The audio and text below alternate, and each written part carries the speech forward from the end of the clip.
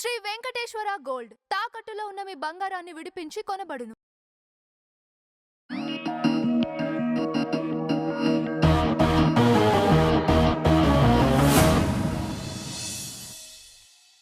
భారతదేశంలో అనేక సంస్థలు ఉన్నాయి.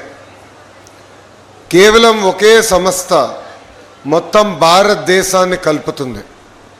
ఆ సంస్థనే మన రైల్వేస్. ఇక్కడ చాలామంది మన జీవిత ప్రయాణంలో ట్రాక్ మీద నుంచిన వారు ఉన్నారు. అదేవిధంగా ఒక రైలు ఎక్కి ఆ కిటికీ నుంచి బయటికి చూసి మన భారతదేశం ఎలా ఉంటుందో మనందరికీ తెలిసిన విషయం. వాస్తవంగా చెప్పాలంటే భారతదేశ అభివృద్ధిలో రైల్వేస్ అనేది ఒక కీలకమైన పాత్ర వహిస్తుంది. అందుకే గౌరవ ప్రధానమంత్రి శ్రీ నరేంద్ర మోడీ గారి నాయకత్వంలో ప్రత్యేకంగా రైల్వేస్ పైన శ్రద్ధ పెట్టారు. గతంలో మనందరం చూసాం, రైల్వేలు టైంకి వచ్చేది కాదు, ట్రాకులు శుభ్రంగా ఉండేది కాదు, కావాల్సిన సేఫ్టీ ఉండేది కాదు, ప్రయాణికులు అనేక ఇబ్బందులు ఎదుర్కొనేవారు. అలాంటిది గౌరవ ప్రధానమంత్రి నరేంద్ర మోడీ గారు ముందు చూపుతో ఈరోజు మనం ఒక్కసారి చూస్తే ఎప్పుడు లేని విధంగా వందే భారత్ కానివ్వండి, బుల్లెట్ ట్రైన్లు కానివ్వండి, కవచ్ సేఫ్టీ టెక్నాలజీ కానివ్వండి, 100% ఎలక్ట్రిఫికేషన్ కానివ్వండి, ఏకంగా మోడర్న్ ఫ్రేట్ కారిడార్స్ కూడా ఈరోజు మనం అభివృద్ధి చేసుకుంటాం జరిగింది. ఒక మాటలో చెప్పాలంటే ఈరోజు మనందరం ఒక రైల్వే రెవల్యూషన్ అనుభవిస్తాం జరుగుతుంది.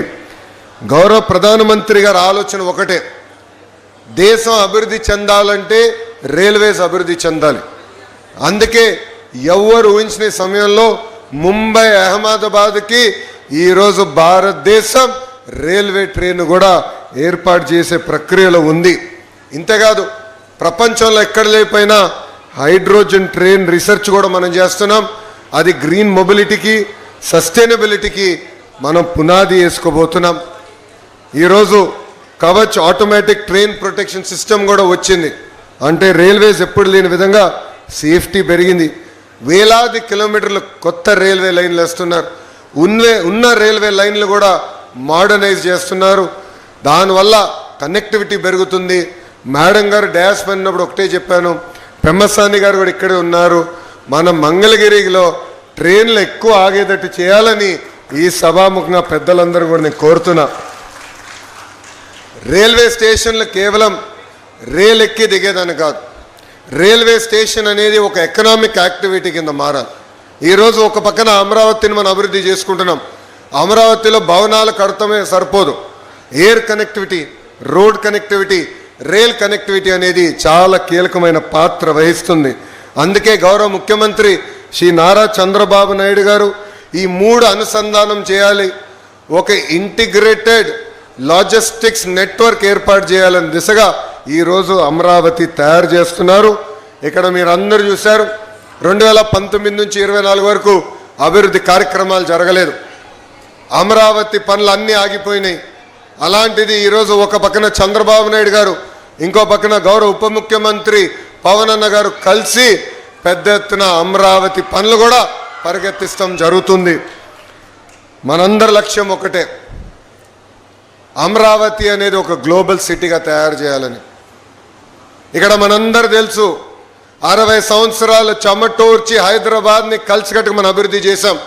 అలాంటిది 2014లో కట్టుబట్టలతో మెడబట్టి మనం బయటికి గెంటేశారు. ఈరోజు నేను ఎప్పుడు హైదరాబాద్ చూసినా అసూయపడుతున్నా. అక్కడ ఎయిర్పోర్ట్ కానీ, రైల్వే స్టేషన్ కానీ, ఆ ఐటీ టవర్ చూస్తే నాలో అసూయ ఉంది. ఆ అసూయ నాలో కసి పెంచింది. ఎస్, ఆంధ్ర రాష్ట్రం కూడా దక్షిణ భారతదేశంలో నంబర్ 1 రాష్ట్రంగా మనం కలిసికట్టుగా తీర్చిదిద్దగలుగుతామని. డబుల్ ఇంజన్ సర్కార్ అనేది చాలా అవసరం. కేంద్రంలో నరేంద్ర మోడీ గారు, రాష్ట్రంలో చంద్రబాబు నాయుడు గారు, ఇద్దరు కలిసికట్టుగా ఆంధ్ర రాష్ట్రాన్ని అద్భుతంగా అభివృద్ధి చేస్తున్నారు. ఈరోజు వాస్తవంగా చెప్పాలంటే మనందరం నరేంద్ర మోడీ గారు రుణపడి ఉండాలి. ఎందుకంటే మనందరికీ దశాబ్దాలుగా ఉన్న కళ, సౌత్ కోస్టల్ రైల్వే జోన్ ఏర్పాటు చేయాలి విశాఖపట్నంలో అని. అలాంటిది గౌరవ ప్రధానమంత్రి గారు అడిగిన వెంటనే మనకి south coastal railway zone sanction చేసి ఇమీడియట్గా ఆపరేషన్లు కూడా ప్రారంభించారు. విశాఖ ఉక్కుని కాపాడుకున్నాం, పోలవరానికి నిధులు తీసుకొచ్చాం. ఈరోజు ఏకంగా మంగళగిరి భూగర్భ డ్రైనేజ్ మనం ఏర్పాటు చేసుకుంటున్నామంటే దాంట్లో కేంద్ర ప్రభుత్వం కూడా నిధులు ఇస్తుంది. కేంద్ర ప్రభుత్వం నిధులు, రాష్ట్ర ప్రభుత్వం నిధులు కలిసి ఈరోజు ఎప్పుడు లేని విధంగా మన మంగళగిరిని కూడా మనం అభివృద్ధి చేసుకుంటాం జరిగింది. ఇప్పుడే గౌరవ మంత్రి పెమ్మసాని గారు చెప్పినట్లు మంగళగిరిలో మన అనేక అభివృద్ధి సంక్షేమ కార్యక్రమాలు చేశాం. శ్మశానాల దగ్గర నుంచి కమ్యూనిటీ భవనాలు కానివ్వండి, 100 పడకల హాస్పిటల్ కానివ్వండి, లక్ష్మీ నరసింహస్వామి గుడి కానివ్వండి, రైల్వే స్టేషన్ కానివ్వండి, ఇట్లా చెప్పుకుంటా పోతే అనేక అభివృద్ధి సంక్షేమ కార్యక్రమాలు ఈరోజు కూటమి ప్రభుత్వం కలిసికట్టుగా మీకోసం చేస్తాం జరిగింది. ఆనాడు మిమ్మల్ని అందరినీ ఒక్కటే కోరా, 2019లో కరెక్ట్గా 23 రోజుల ముందల ఒక శాసనసభ్యుడిగా మీ ముందల నుంచిన మీ సమస్యలు నేను తెలుసుకోలేకపోయా, నేనేంటో మీకు అర్థమవలా, 5300 ఓట్లతో ఓడిపోయానని. 5 సంవత్సరాలు కష్టపడ్డా, చెమటోర్చా, మీ మనసు గెలుచుకున్నా. ఆనాడు ప్రజలందరిని ఒక్కటే కోరా, నేను ఏ మెజారిటీ అయితే ఓడిపోయానో దాని పక్కన ఒక 0 పెట్టి నన్ను గెలిపించండి, అది నాకు కొండంత బలం ఇస్తుందని. ఎవరు ఊహించిన విధంగా ఆంధ్ర రాష్ట్ర చరిత్రలో ఎప్పుడు జరిగిన విధంగా టాప్ 3 మెజారిటీతో మీరు నన్ను గెలిపించి శాసనసభకు పంపించారు. అదే నాకు కొండంత బలం. ఈరోజు నేను ఏ మంత్రి గారితో మాట్లాడినా, కేంద్రంలో గౌరవ ప్రధానమంత్రి గారు కానివ్వండి, రాష్ట్రంలో ఉప ముఖ్యమంత్రి పవన్తో కానీ ఎప్పుడు మాట్లాడినా, అనామ మంగళగిరి నియోజకవర్గాన్ని మీరు చేయాలి, 91,000 మెజార్టీతో నేను గెలిచాను, బాధ్యత మీ పైన కూడా ఉందని వాళ్ళతో నేను ఒత్తిడి తీసుకొచ్చి పనులు చేపిస్తాం జరిగింది. నా గౌరవాన్ని మీరు నిలబెట్టారు, నా పైన బాధ్యత పెరిగింది. గడిచిన 2 సంవత్సరాలు అనేక అభివృద్ధి కార్యక్రమాలు చేశాం. ఇది తొలి అడుగు మాత్రమే, ఇంకా అనేక కార్యక్రమాలు చేయాల్సిన అవసరం ఉంది. ఎన్ని ఆర్థిక ఇబ్బందులున్నా, అంటే ఈరోజు ₹1 సంపాదిస్తే ₹40 ఖర్చు అవుతుంది.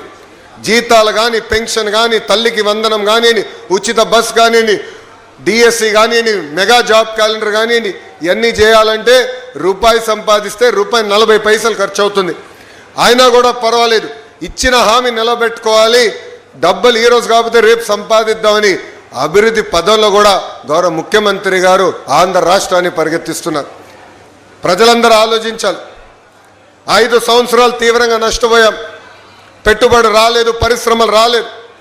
అలాంటిది ఆగిపోయిన పనులన్నీ తిరిగి ప్రారంభించాం. ఈరోజు రాయల్ ఎన్ఫీల్డ్ ఆంధ్ర రాష్ట్రాన్ని ఎత్తుక్కుంటూ వచ్చింది, ఒక గూగుల్ ఆంధ్ర రాష్ట్రాన్ని ఎత్తుక్కుంటూ వచ్చింది.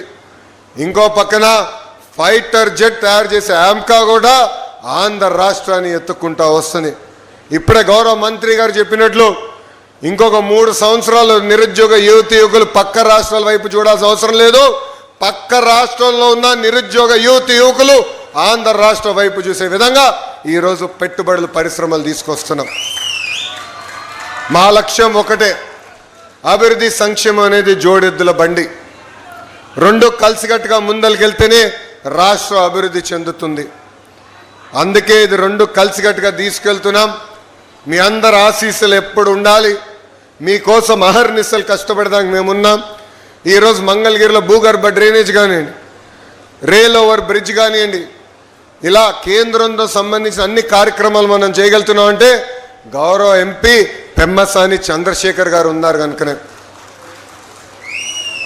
మన లక్ష్మీ నరసింహస్వామి గుడి కోసం ప్రత్యేకంగా స్కీము ఉండాలి. ప్రసాదం 2 ద్వారా ఏకంగా నిధులు తీసుకురావాలని గౌరవ మంత్రి గారు నేను కోరితే, ఏకంగా టూరిజం మినిస్టర్ గారిని కలిసి ఆయన పక్కన కూర్చుని నాకు ఫోన్ కొట్టి ఆయన చేత కమిట్మెంట్ కూడా చేయించిన వ్యక్తి పెమ్మసాని చంద్రశేఖర్ గారు.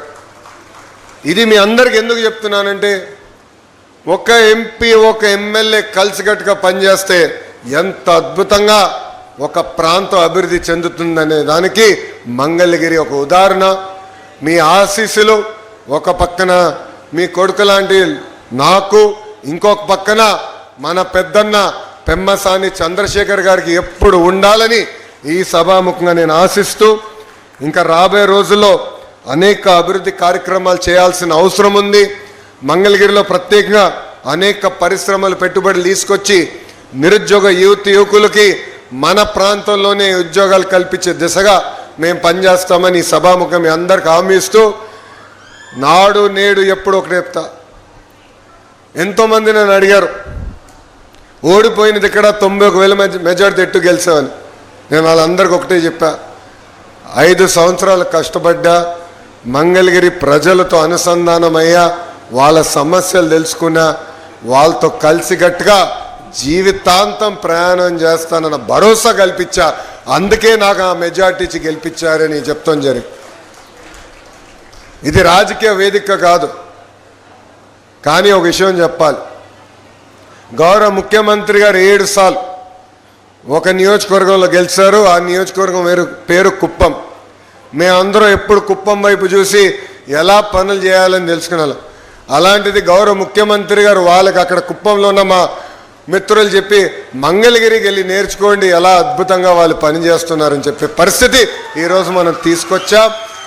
6 నిమిషాలు కష్టపడదాం, అన్ని సమస్యలు పరిష్కరించామని చెప్పట్లేదు, అన్ని కోరికలు తీర్చామని చెప్పట్లేదు. అది దేవుడి వల్ల కూడా సాధ్యం కాదు. కానీ మీకోసం పనిచేస్తున్నాం, కష్టపడుతున్నాం, 6 నిమిషాలు అందుబాటులో ఉంటున్నాం. మీ ఆశీస్సులు మాకు ఎప్పుడు ఉండాలని ఈ సభాముఖంగా ప్రజలందరినీ కోరుకుంటూ, నాకు ఇంత అద్భుతమైన అవకాశం ఇచ్చిన మీ అందరికీ, అదేవిధంగా గౌరవ ప్రధానమంత్రి శ్రీ నరేంద్ర మోడీ గారికి నా హృదయపూర్వక ధన్యవాదాలు తెలుపుకుంటూ మీ అందరి దగ్గర నుంచి సెలవు తీసుకుంటున్నాను. జై హింద్.